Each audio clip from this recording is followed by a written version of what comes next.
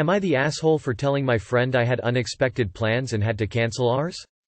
Me, 25F, had initially agreed to the plans my friend, 23F, had made for us. Since our birthdays were right next to each other, we thought it would be a good idea to celebrate together. I initially had agreed because it seemed like a good idea. Our birthday is 2 months from now. However, last night, my parents told me they'd appreciate if I spent my birthday with them this year since I haven't been able to since I started working at 20. I felt bad and agreed. I immediately told my friend this and communicated how I wanted to make it up to her.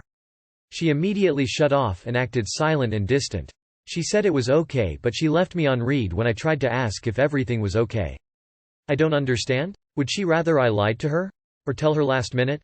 Did she expect that I'd say no to my parents and go with her instead? Edit. A lot of people have been saying I should add more context, so here it is. Sorry, this is my first time posting. My friend planned a 2-day weekend trip for her birthday, and since our birthdays were next to each other, she figured we'd celebrate it together. I agreed and we looked into some things we could do. Everything is still at the planning stage at this point. I also need to clarify that the trip isn't only the two of us, of course. We have other girls coming who are mostly her friends since this was originally her idea. I don't mind either, I don't have much friends and her friends are super civil with me. However, when my parents called recently and asked if it's okay for me to celebrate with them for the first time in 5 years, I couldn't say no. I've been working non-stop since I migrated, and now that I had the money to fly back to my home country, being on the vacation with my friend just felt wrong. I also owe a lot to my parents since they've worked day and night to be able to bring me to where I am now. I also do work 7 times a week because I have 3 different jobs I attend to. Of course I told my friend this, but she acted cold and distant. It's been 5 days and I've been trying to contact her, but she's left me on read and blocked me on some of our socials. It really hurts me that she couldn't see my side even if I was really understanding of hers. I know it was hurtful for me to cancel, but I didn't entirely ghost her. In fact, I told her that we can celebrate another way in another time where it could be just the two of us since I felt so bad. I've already said sorry, but I was also hoping she'd also understand my part. When you've been financially struggling all your life and when you're finally able to afford to give back to your parents, this really was an opportunity I couldn't pass out on. Update. Been reading all your replies and it really has given me a wider and broad POV with this whole situation. I do see the error of my mistakes in this and have been taking accountability. I really did try to communicate right away on what I can do to make it up to her, and if we can find a compromise. However, it seems like she really isn't willing. I can't really force her to forgive me, but I'm glad I got to share this entire situation with this community. Nah. You've been honest and told her ASAP, so she can make other plans. She's hurt, which is understandable. Give her time. Canceling on a friend 2 months in advance makes you not the asshole. Your friend should be a bit more understanding. But what I don't understand is why don't you just choose another weekend? Why does it have to be the B-Day weekend? Can't you just RS for another one? Not the asshole, these things happen, but give her a minute. She doesn't have to be a jerk about it any more than she has to be happy about it. I will say this, regardless of intentions, when things do get patched up, I wouldn't expect to make advanced plans with this person again. Trust for that sort of thing is gone. Considering she has other people going and you hadn't actually made concrete travel or accommodation plans, I can't see how you will really change her weekend. Unless she needed your money to pay her way? Sounds like this was the last straw and she doesn't want to be friends anymore, which is great to learn now, so you don't waste any more time with her and you can not feel bad about that valuable time with your parents. She feels bitter for some reason, and instead of actually being your friend and talking about it, or understanding your family is important to you with what little time you have free, she would rather cut you off. You're better off. NTA. What exactly were the plans? Where were you in the planning stage? I feel like there is some relevant information missing. I also don't see why it has to be one or the other. I'll have breakfast or lunch or afternoon tea and cake with my family and then spend the evening with my friends. Am I the asshole for making a bet with my daughter's coach against another player? So my 44M14YO daughter has been playing volleyball for 3 years. She is on a national team at a pretty good club. She typically plays setter, but since last club season and grew from 5 feet 10 to 6 feet 1, her coach took one look at her and decided she was too tall to do anything but hit, so she plays right side. There are 2 setters on the team. I'll call one of them Emily. Emily's mother is childhood best friends with the coach. And despite having played her entire life, she's not very good. Out of everything she does, I'd say the best probably is setting, but many other girls on the team set better than her. Not only that, but she is extremely cocky. Also, her mom is insufferable. She constantly corrects other people's kids and says she knows everything about the rules since her daughter has played the longest. Well, about a month ago we had a big qualifier for nationals and our other setter couldn't make it. On the first day, Emily was doing awful. She was messing up every single play. Not setting the ball unless the pass was perfect, getting so many doubles and dumping it straight into the net. Her mom kept sideline coaching everyone but her kid. And said many times, "I know Emily's not having a good day, but one player can't mess up the whole game. But if it's a setter, yes they can." Then the coach yelled at my daughter's best friend for taking second ball when Emily didn't even go for it and then subbed her out. This made me so mad. After losing 2 consecutive matches to teams that were nowhere near our level, Emily said to everyone in the huddle that she's having a bad day, so everyone has to play up for her and we're only losing because no one is hitting her sets. Me and 3 other parents decided to talk to the coach. We said that if Emily said herself she was having a bad day, maybe she shouldn't play anymore. She said being a setter takes experience and our girls don't have that. I made a deal with her that if my daughter could set 1 match and won in 2 sets, she could set the rest of the tournament. Well, not only did my daughter win in 2, to a really good team, but she had a recruiter approach her and tell her to consider their college. The coach tried to say that she said my daughter could set the rest of the day, not the tournament, but we all called her out. Emily's mom was furious and said we were bullying a child and it was not okay.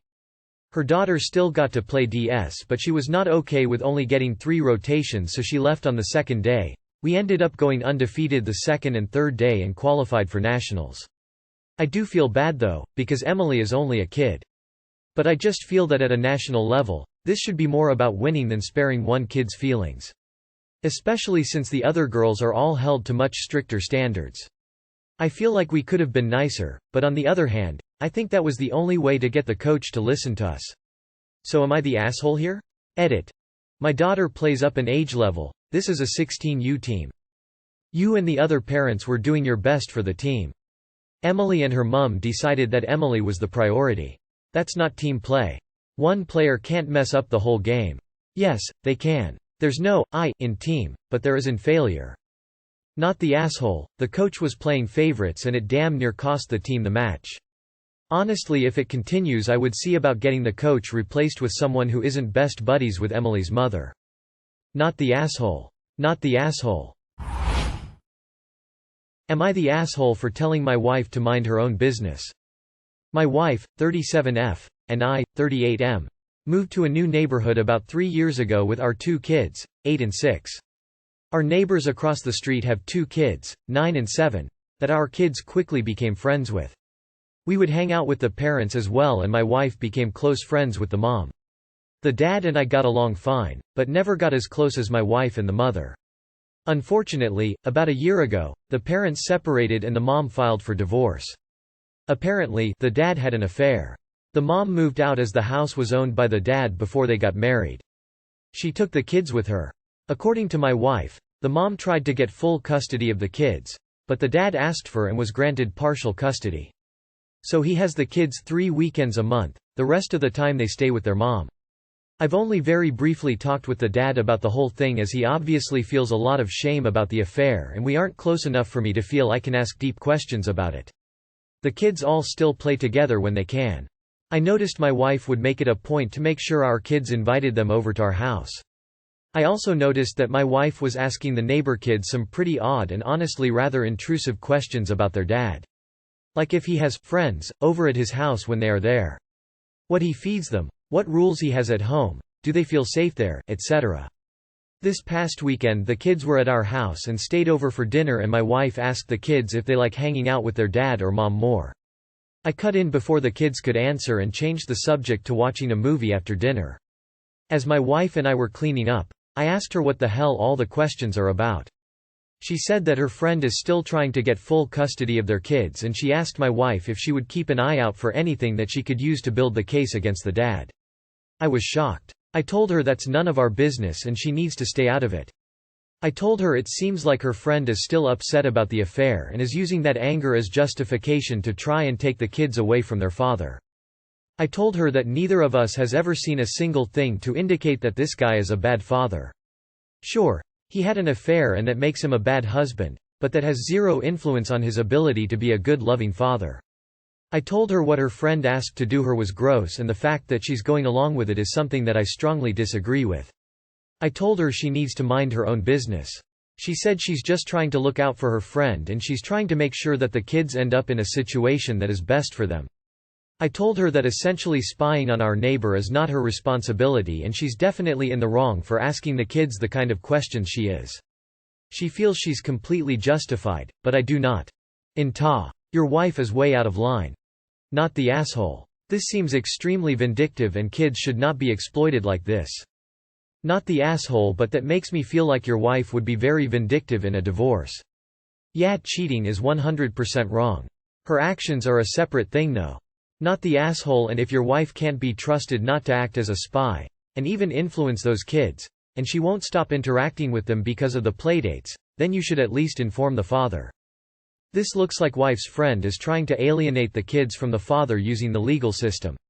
Which could be illegal, depends on state or provincial laws. Not a lawyer, but could also be conspiracy to commit parental alienation, which might include your wife. I would sit down and talk with your wife about how you feel, and about the potential of this being illegal, might want to verify beforehand, and how it could affect your family.